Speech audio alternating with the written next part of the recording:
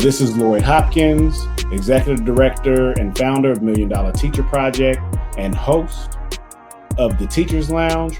We're going to hop back into our conversation with Monica Baird. You have to start preparing a classroom in the midst of this civil unrest, in the middle of this conversation around Black Lives Matter, addressing social justice. There's conversations around how do we improve our curriculums and inequities in our curriculum. People of color being able to see their stories and see themselves in the education curriculum. How are you approaching that?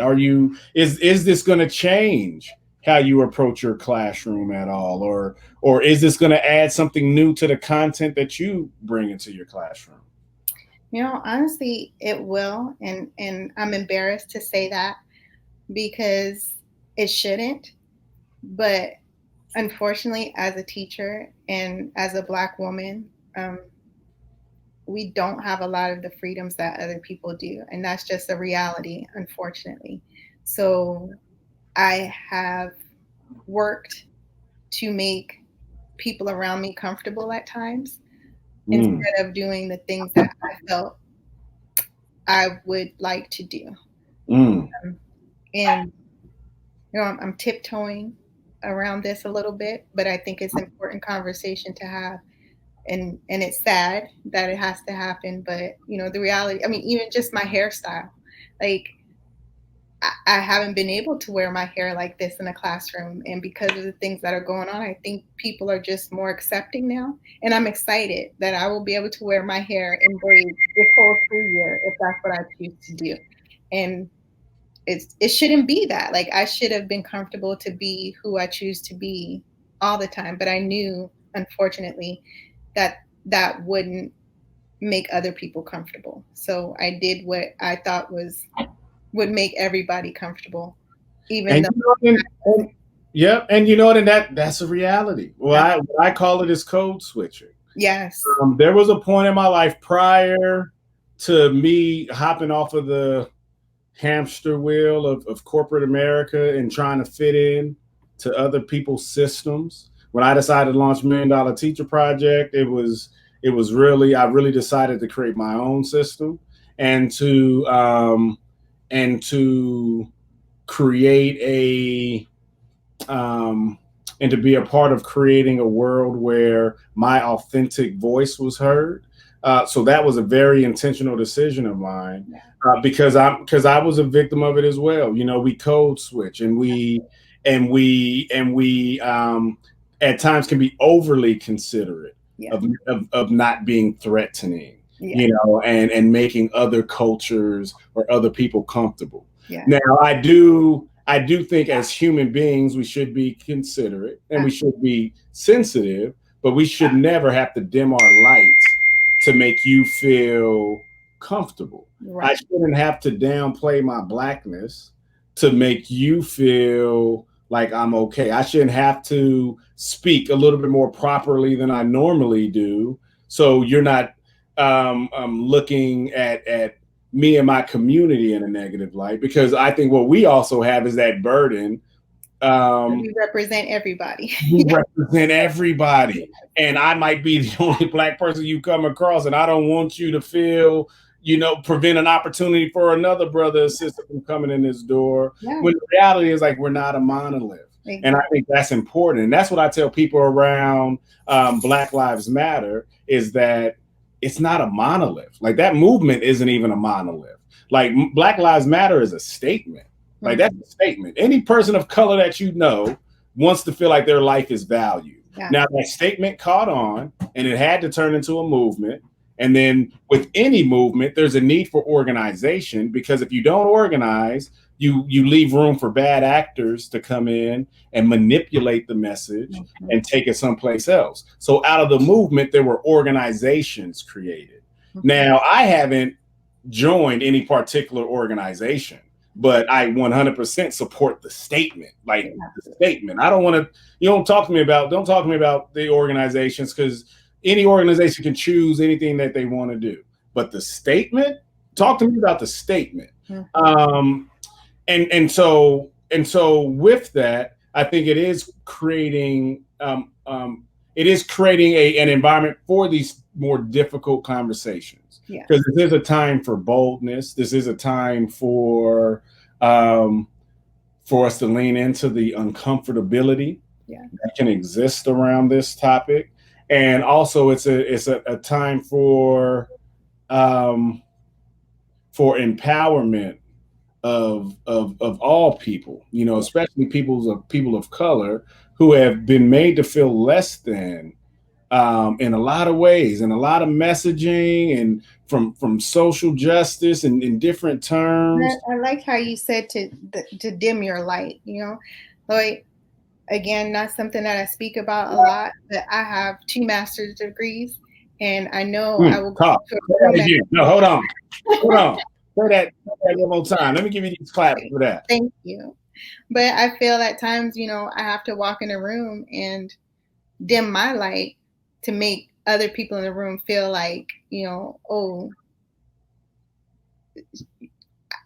I don't even have the words for it, but you just don't want I am very conscious about making somebody else feel comfortable or uncomfortable, even though I know I have the education and experience to speak to something equally or better than other people in the room, but I don't want to make someone uncomfortable. And that is something I don't want to live. And I don't want to teach my children that, my personal children that. I don't want to teach my students that. I want to teach them how to respectfully be appreciated, seen, heard, just like everybody else. And I'm consciously want to do that this year. And I know consciously I have not in the past for the reasons that we spoke of. And the important thing for me is that we have to also give ourselves grace. Yeah. We're growing up in this world and we're trying to survive, and we're taking in information. And I think what's important now is counsel culture over cancel culture. Yes. Like we got to give each other grace and room to grow and room to learn. We're taking in new information, so we're going to evolve who we are, and we are going to figure out how to inject more of us into these spaces. Because once I made that intentional decision to kind of hop out of that corporate America thing and create my own platform, I really realized that it's not my responsibility to help you with your bias. Right. It is not my responsibility to help you learn about being anti-racist. It is just the same way it is not a white person's responsibility to come teach me about whiteness. So why is it my responsibility to teach you about blackness? Like it's not like we're all human beings. And I don't want it, and I don't necessarily want to take on that burden because it's exhausting. And there are people that do take on that work. And I would encourage anybody that's interested in that to go seek them out, because I'm not the guy. That's not my role. And it's also not my responsibility that when I walk in a room, and if you feel threatened by me and I haven't even done anything, that's your problem. Like, that's not my problem. That means that you have something you need to work on. And I'm not your counselor. I'm not your therapist. I'm not, I'm a guy here trying to feed my kids and make a living just like you're trying to make a living, And you say that too, Lloyd, because that is unfortunately the job of teachers right now. Like, we are expected going back to school in this environment right now, aside from just the Black Lives Matter and things of that nature and the social unrest that we're experiencing. We're also in the midst of a pandemic, and we're expected as teachers to educate these children, keep them safe, be counselors, be therapists, be where they go to for food and questions and support and concerns. Like, there's so many responsibilities we have as teachers. So it just is very hard as a teacher to think, how can we not be appreciated to the way that we should be, and I don't think people realize what's expected of us right now, especially going back in this environment. And a lot of times it's unrealistic expectations. Teachers, what I tell people all the time is teachers have all of the responsibility and none of the power. Yes. And we need to listen to your voices. And I think the only 2 things that we should be concerned about right now is the health of our teachers and the health of our students, Mm-hmm. mentally, physically, emotionally. Yeah. That should be what's driving all of our decisions right now, because we also can't put you in harm's way. You know, we can't, because if we're putting you in harm's way, how are we going to expect you to take care and keep our kids safe? And then also we got to keep our kids safe and out of harm's way. Yeah. So those are all important things. And you do have this enormous uphill battle this school year, because it's going to be tough for anybody. But kind of to that point we were having on the Black Lives Matter thing, where I feel I have a right, because I'm not a teacher, to kind of take on that stance that it's not my job to educate you on this, and not that it's your job to educate on Blackness, because you're just a teacher. You're not a African studies teacher, and you're not a social justice. You're a special education teacher, and that's what you got into this for. But with the pandemic, with this social justice climate, how is that impacting how you're approaching to deliver instruction this year? Like, what changes are you planning on going to make? What are your fears? And again, I know it's a lot, and I know this could go any way, but let me just give you the floor. So we have social justice, we have the pandemic. You're trying to prepare your classroom in the midst of both of those things. What is your classroom going to look like this year? Well, I wish I had answers for you, because it's different. We are in meetings daily, having conversations about what we're going to do as a community of teachers and administration to help us be successful and help our students and families be successful. But I've been thinking about that, and it's been a thought since March, when we decided collectively we weren't going back. And just to clarify, this year I've actually transitioned.